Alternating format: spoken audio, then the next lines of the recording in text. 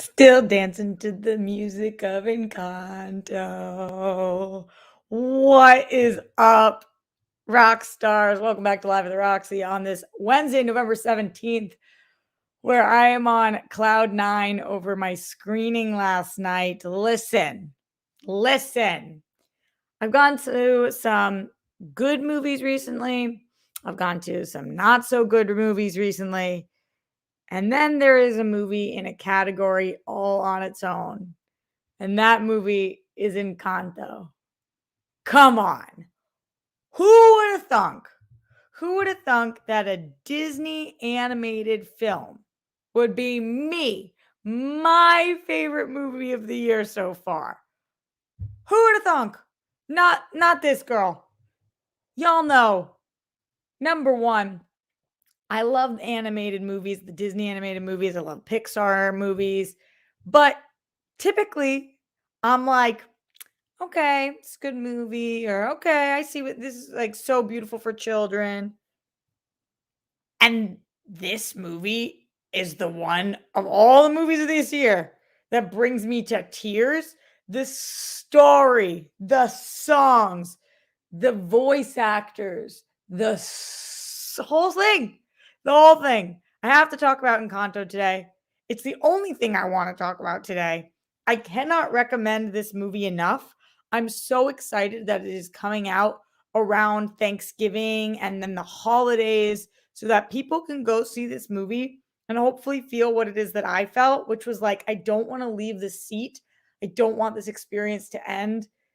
I'm not trying to overhype this thing, but as a filmmaker, my dream is to one day make something that somebody watches and it makes them feel the way that I feel after seeing Encanto.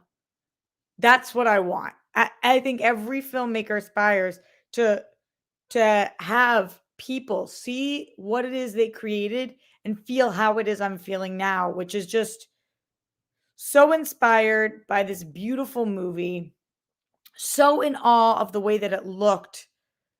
What a unique story that is relatable on so many different levels.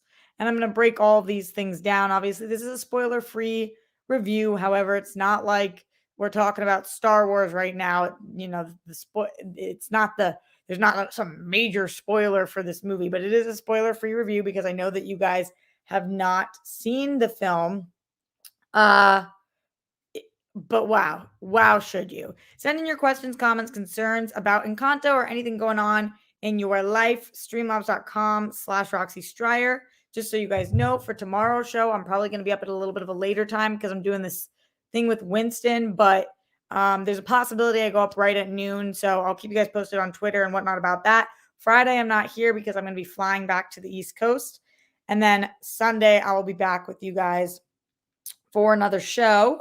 Tonight, we will be there for Whirl Girl Wednesday as we are giving Friendsgiving a whirl. I'm really excited about doing Friendsgiving with you guys. I think Friendsgiving is such a beautiful concept, a way more beautiful concept than Thanksgiving. And I'm really looking forward to that. So that's youtube.com/thewhirlgirls tonight at 6 o'clock. And we'll be doing a Sunday episode as well, plus Only Stupid Answers with DJ Wooldridge. We pre-taped an episode because I'm going to be flying Friday. So he has that in the bag. I think it is us talking about who you're going to call Ghostbusters, the revival, which I really needed this movie after that movie because that movie really did not do it for me. And this movie really did it for me. So a few things that I want to talk about. I want to break down the actual movie and the different elements. Then I want to talk about some ridiculous takes that I saw online. And again, answer any of your questions, comments, concerns. You guys know that I don't have children. I'm also not particularly parent eligible. Considering I asked if a child would burst. Although after the screening last night, I went and spent time with two of my closest friends out in Los Angeles. Actually, the man in the relationship, David, being one of my close friends from back east who moved out here, and Ritza, who you guys saw on the show, she came on like a year and a half ago. She's a prominent writer in the industry and just an incredible person. But their two children are like everything to me. And I got to spend a lot of time with them last night, and it was so great. I went there right after Encanto, and what just a nice night, just a nice night. And I worked on some work until the wee hours of the morning because, like I said, Winston and I have a thing we're doing.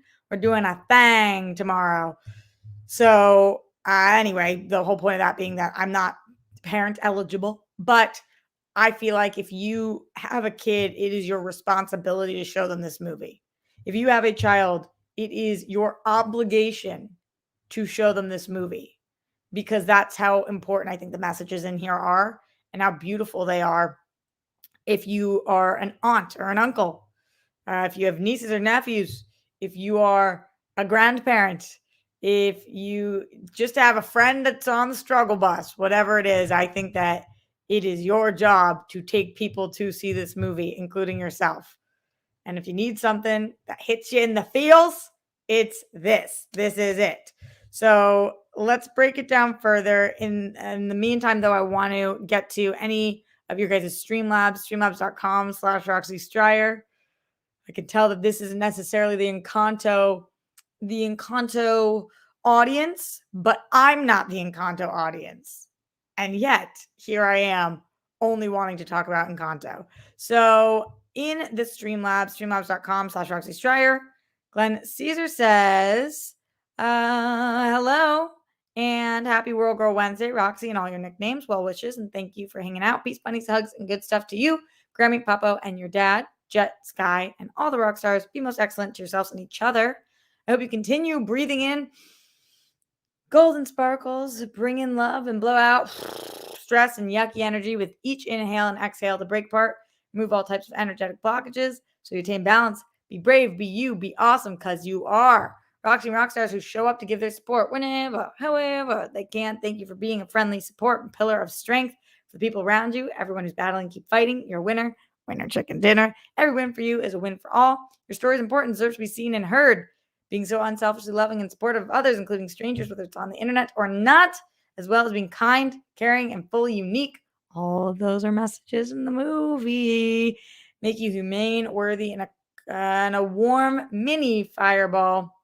May you fill your never-ending goblet of happiness and joy and get to drink from it whenever, wherever you can. Hope you remember to say to yourself, I'm kind, I'm caring, I'm fully unique, I'm worthy, my story is important, deserves to be seen and heard. Everyone watching, I hope you get to smile and laugh out loud like a child at least once a day, today and every single day for the rest of your lives.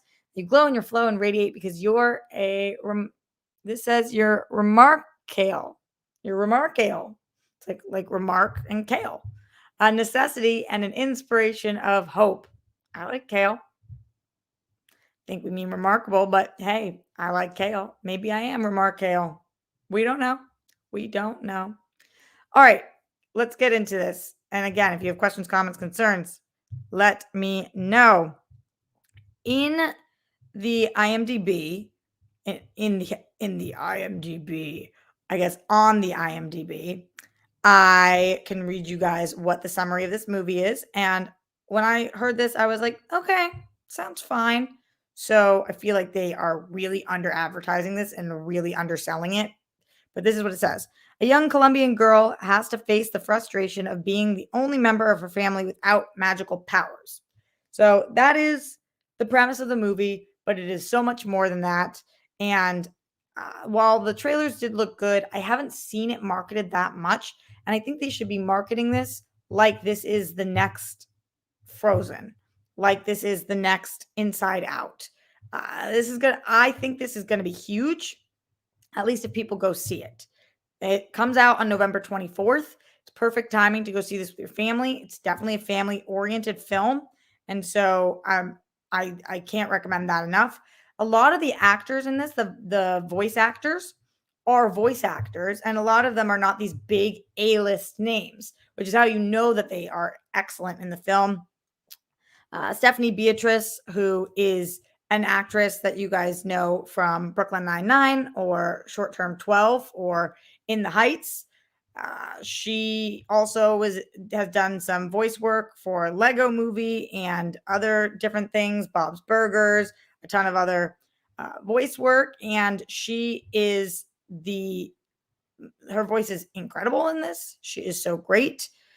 John Leguizamo, probably maybe the biggest name attached as a voice, plays this super endearing outlier of a character that I think that people are going to really connect to. The people who feel like kind of maybe the black sheep of the family, or the one who always trying but not fully seen. It's really, his voice is excellent. A couple other people in this that you might know. And as I was listening, I was like, I think I know that voice, but I couldn't place it. Diane Guerrero, who I love from Doom Patrol, but also loved her in Orange is the New Black. She plays Isabella. And if you watch Doom Patrol, you know that she's capable of doing several different voices. She really knocks it out of the park in this. And I would not be surprised if she has other voice work under her belt. Seems like she's done some video game stuff as well. So that makes perfect sense. There were this girl, Jessica Darrow, who I did not know she played Louisa in this. She was phenomenal. I have no idea who she was, and clearly they cast based on her voice. The choices that she made in this were so great, and I also noticed that Wilmer Valderrama was in this as well. So really, they did not go for those big household names. They went for the right voices for these roles. And that really paid off. Every voice is so distinct. They're both their speaking and their singing voices. I'll get to the singing in a second. And that was very beneficial. Kind of like I've talked about before, how sometimes in Powers movies, because as I talked about in this, her family has magical powers.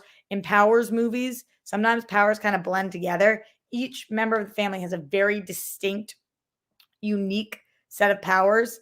And in one of the opening songs, they do a great job of explaining what each power is in a way that is not confusing or complicated, but is just clear and beautiful and fun. And it doesn't feel like exposition. It feels like a great way to introduce who each character is. So you're only about 10 minutes in the movie when it's very clear in this ensemble who is what family member, what their relationships are, what their powers are, what their relationship to their powers are, and all of that, what they sound like. And that was a really strong choice that the movie made. Obviously, this movie is not just for kids, but it is for kids as well. And so they do make those choices very quickly to show you in a fun way. Here's who everybody is. Now you know the players on the board. Now you know the tools in your sandbox. So that was very fun. On the note of the music, these songs are bops, banger after banger. There were some songs that I was so pleasantly surprised by because they're unique. It's not just your typical princessy ballad, even though there's huge merit to that. There's got a lot of heart and soul in these, and I didn't even know going into this, but afterwards it said music by Lin-Manuel Miranda, and I was like, well, that answers that. So that's why this music was effing phenomenal. Okay, now I understand what happened here. Thank you, Lin-Manuel, for once again knocking it out of the park.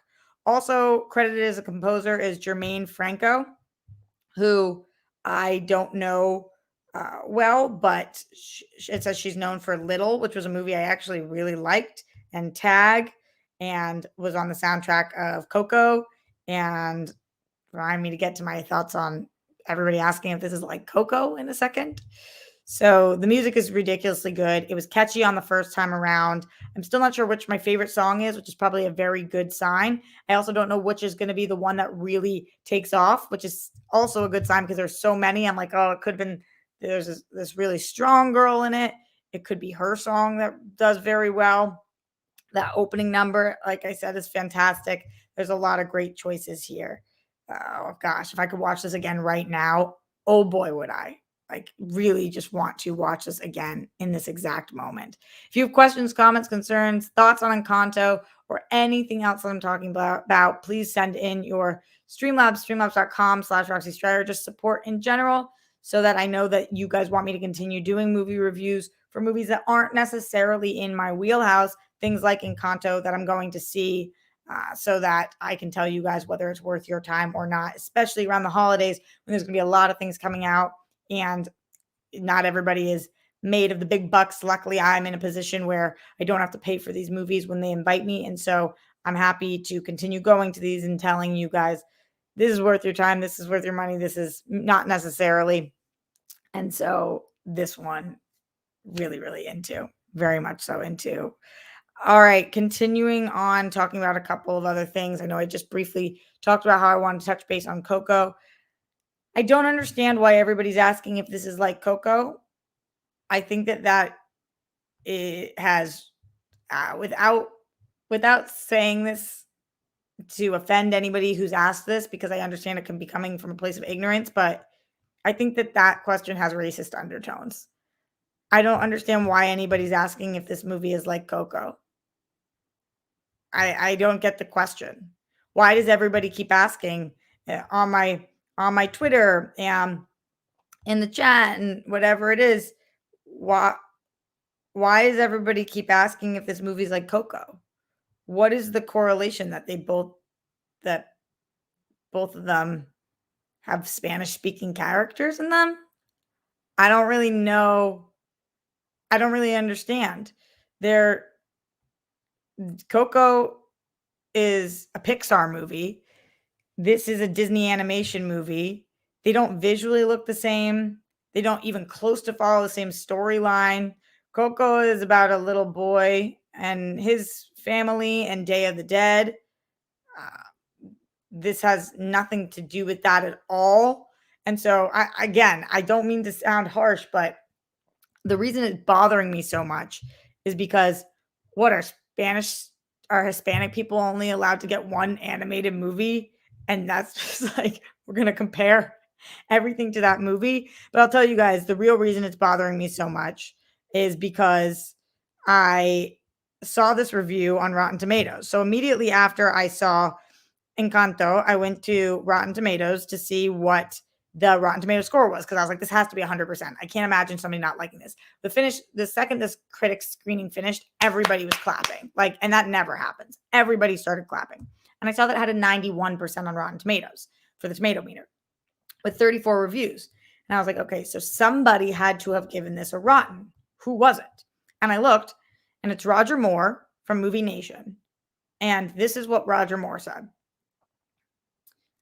Disney's Coco and Netflix's Vivo had it all over Encanto in terms of story, heart, gags, and music. This film looks finished, but plays as we're still working story kinks out. And he gave it a 2 out of 4, 50%. So you're just taking two other Spanish speaking movies and saying that you don't like this one as much, so it's bad? What does this have to do with Vivo or Coco? What? It's so weird. Like, compare this to the last Disney animated movie, or don't compare it to anything, just compare it to itself.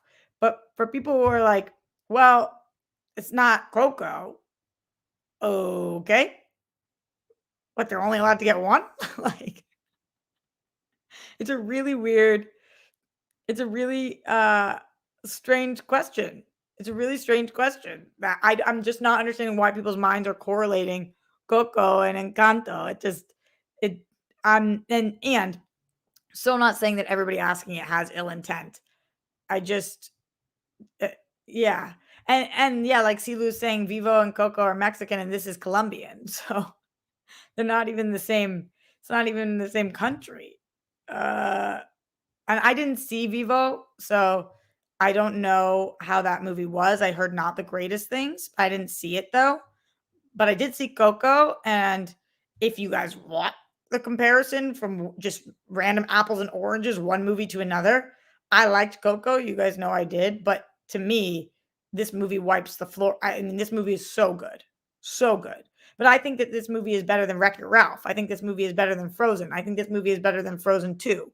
I'm trying to think of other Disney animated movies that I've seen recently. So I really, if I'm comparing this movie to any other movie, I feel like there's a lot of sister stuff in it, kind of similar to Frozen. But I like the way that it handles the sister stuff in this really so much. I think it does a great job. There's a lot of family stuff in this. In some ways, part of the family stuff kind of reminded me of parts of Mulan because it's just one person standing out in a different way, kind of being an underdog. So those are maybe some comparisons you could draw, but it's really and one of the main reasons I loved it is a lot of this is about a granddaughter grandmother relationship. And as you guys know, I love both my grandmas, but I'm unbelievably close with Grammy. And so anything that focuses on that kind of duo, even though their relationship is a little more complicated, I'm so in on. So Steve Cauldron says better than Tangled and Moana. I don't remember Tangled very well. I love Moana. I'd have to rewatch this a few times to be able to say that. But the way I walked out of this was way different than the way I walked out of Moana. I walked out of Moana and I was like, that movie rocked. What a great movie. I walked out of this movie and I couldn't speak. I was like, holy shit. It's just so beautiful, so well done.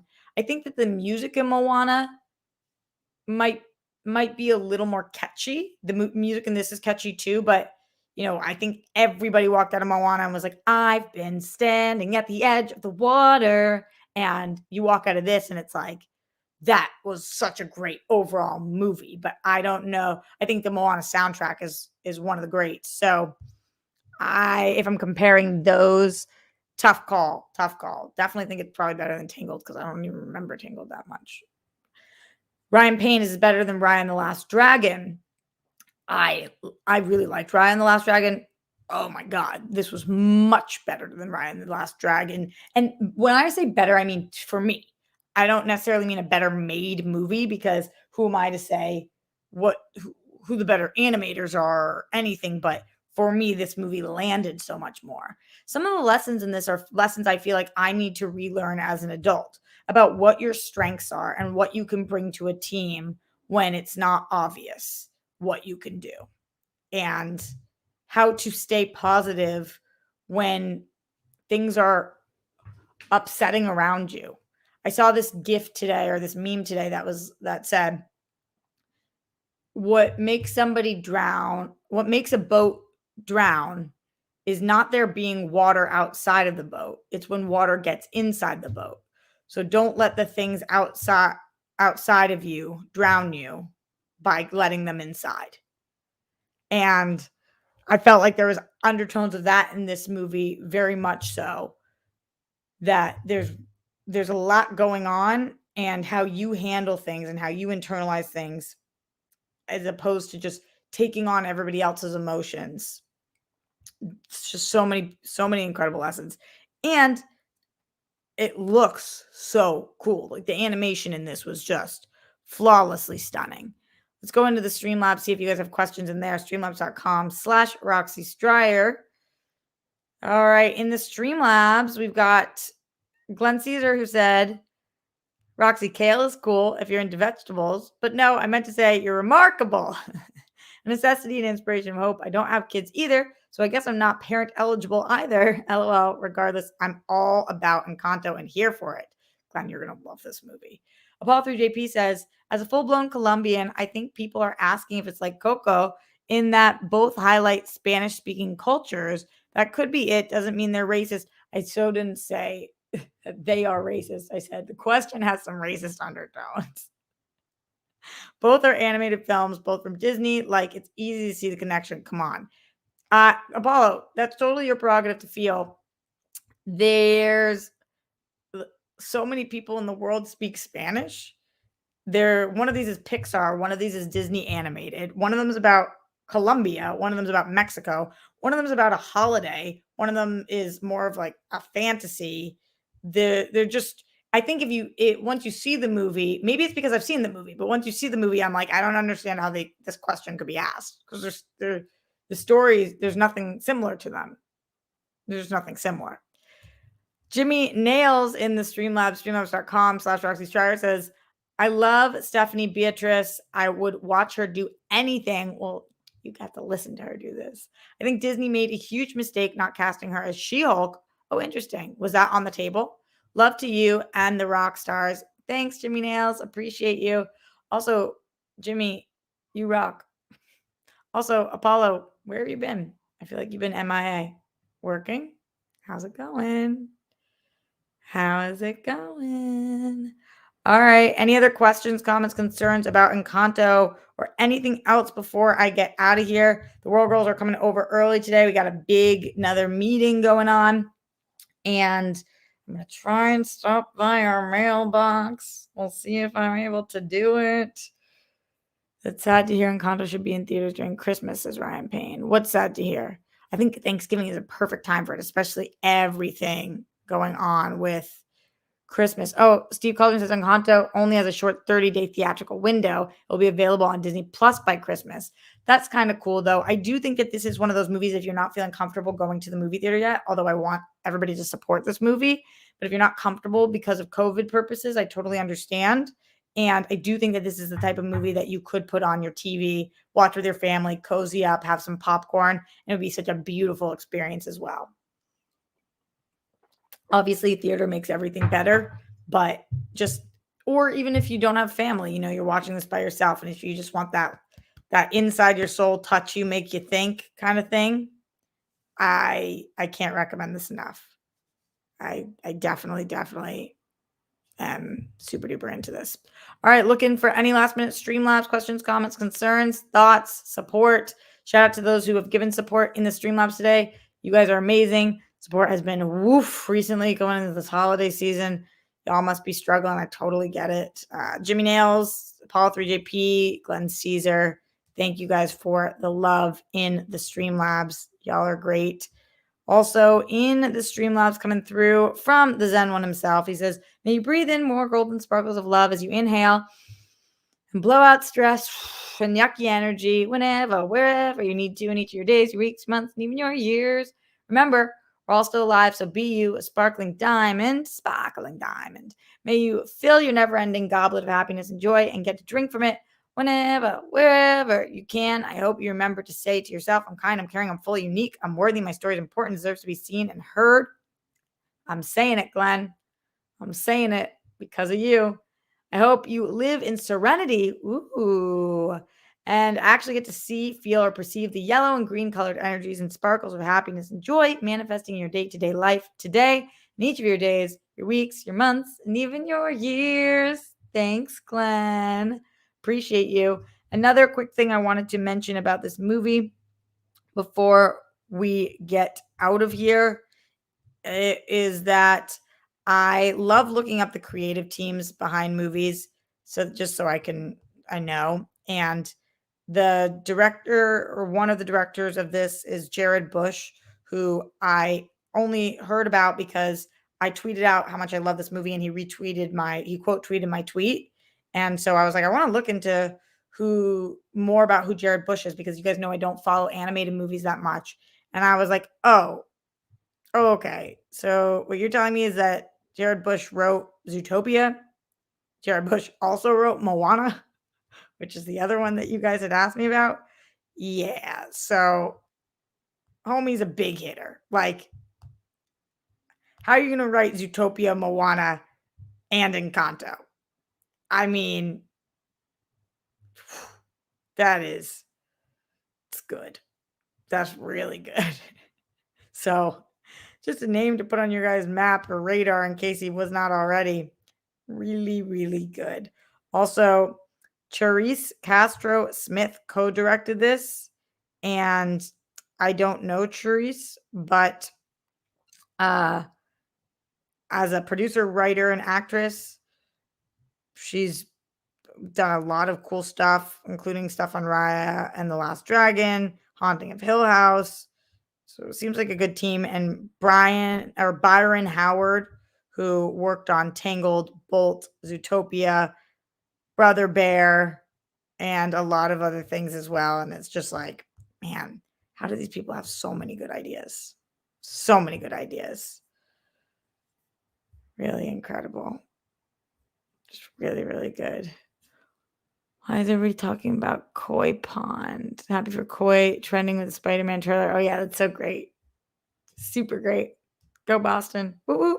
All right, getting out of here, my loves. Thank you for stopping by Live at the Roxy and talking about Encanto with me. I appreciate you guys. You rock. I will see you tonight for a Friendsgiving and tomorrow, time pending, Live at the Roxy.